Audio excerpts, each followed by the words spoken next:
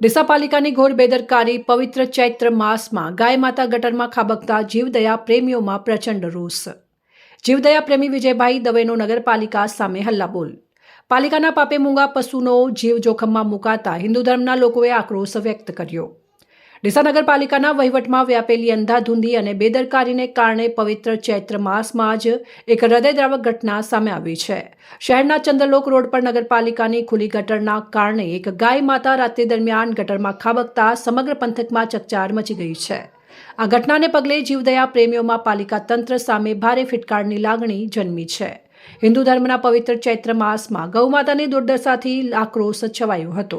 હાલમાં પવિત્ર ચૈત્ર માસ ચાલી રહ્યો છે ત્યારે જ ચંદ્રલોક રોડ પર થોડા દિવસો પહેલા પાલિકાના હોક્સે ઝોન અને સ્માર્ટ ટોયલેટ તૈયાર કરી ડીસાના ધારાસભ્ય અને રાજ્યકક્ષાના મંત્રી પ્રવીણભાઈ માળીના હસ્તે લોકાર્પણ કરવામાં આવ્યું હતું, જે પાલિકાની કામગીરી પર સવાલો ઊભા થયા છે। નગરપાલિકામાં ભ્રષ્ટાચાર અને મેનેજમેન્ટના અભાવે નવીન બનાવેલ હોક્સે ઝોનની બહાર ખુલ્લી રાખેલી ગટરમાં અચાનક એક ગાય પડી જતા દોડધામ મચી જવા પામી હતી। સાથે સાથે જીવદયા પ્રેમીઓ પણ ઘટના સ્થળે પહોંચીને ગાય માતાને સુરક્ષિત રીતે બહાર કાઢવા માટે પ્રયાસો હાથ ધર્યા હતા।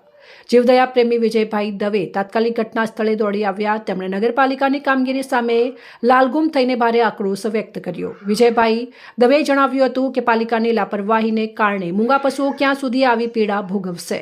એક તરફ વિકાસની વાતો થાય છે અને બીજી તરફ ગાય માતા ગટરમાં ફસાય છે। આ પાલિકાના પાપે જ થઈ રહ્યું છે। નવો સ્લેબ તોડવો પડ્યો, જનતાના ટેક્સના પૈસાનો વેડફાટ। આ ઘટના એટલી ગંભીર હતી કે સ્માર્ટ ટોયલેટની સામે હજુ હમણાં જ લાખોના ખર્ચે બનાવવામાં આવેલો ગટરનો નવો નક્કોર સ્લેબ જેસીબી મશીનથી તોડવાની ફરજ પડી હતી। પાલિકાના એન્જિનિયરો અને સત્તાધીશોના આયોજન વગરના વહીવટને કારણે જનતાના ટેક્સના લાખો રૂપિયા પાણીમાં ગયા છે। તંત્રની આળસ ઉઘડી પડી। આ ઘટના સ્થળે લોકોના ટોળે ઉમટી પડ્યા અને નગરપાલિકા મુર્દાબાદના નારા લગાવ્યા। જો ગટર પહેલેથી જ ઢાંકેલી હોત તો ન સ્લેબ તોડવાની જરૂર પડતી અને ન ગાયને ઈજા થતી।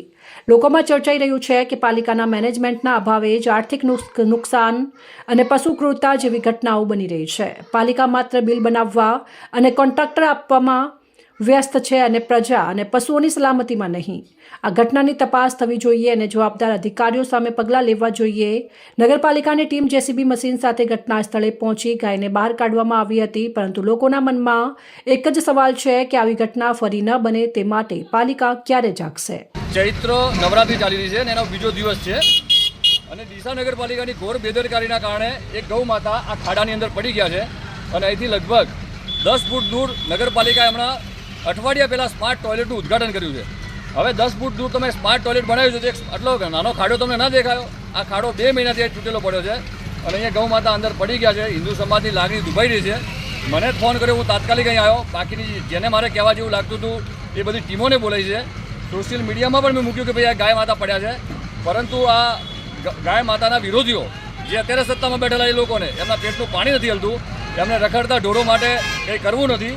આ ગાય માતા અહીંયા પડી ગયા છે, એમને ખૂબ લાગ્યું છે, અંદર છે અને ક્યારના દુઃખી થઈ રહ્યા છે। તો ભાઈ આ જે સામાન્ય કંઈ પાયાના કામો કરવાના હોય, નગરપાલિકા કરવાના હોય કે ના કરવાના હોય, પણ એમને રસ છે માત્ર પૈસામાં। એટલે હું તો હવે સરકારને એક વિનંતી કરું છું, ગુજરાત સરકારને, ભારત સરકારને, કે આ જે સત્તામાં બેઠેલા લોકોને તમે 25 કરોડ રૂપિયા લીધો અને પછી કહો કે હવે તું કામ કર ભાઈ।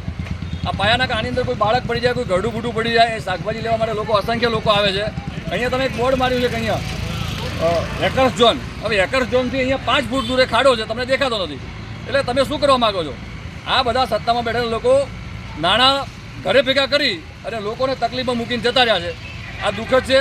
આની જેટલી કડકમાં નિંદા થયેલું એ નિંદા થાય, કારણ કે ચૈત્ર મહિનો છે, હિન્દુ સમાજ અત્યારે ડૂબે। આ ટોળું દેખો તમે, આટલા લોકો લગભગ પોતપોતાનો, એમાં એવા યુવાનો મેં દેખ્યા છે કે જે ગટરમાં ઉતરવા તૈયાર હતા, પણ આપણે એવું કીધું કે અંદરનો વાયુ ખરાબ હોય, તમે ઉતરશો નહીં, એમને આપણે રોક્યા। બાકી ગાય માટે લોકો પોતાનો જીવ આપવા તૈયાર છે અને અહીંયા છે આ લોકો જીવ લેવા તૈયાર છે। એટલે આ કયા હિન્દુ છે યાર? ખરેખર શરમજનક છે। અહેવાલ અમૃતમાળી, સંબંધ ભારત ન્યૂઝ, ડીસા।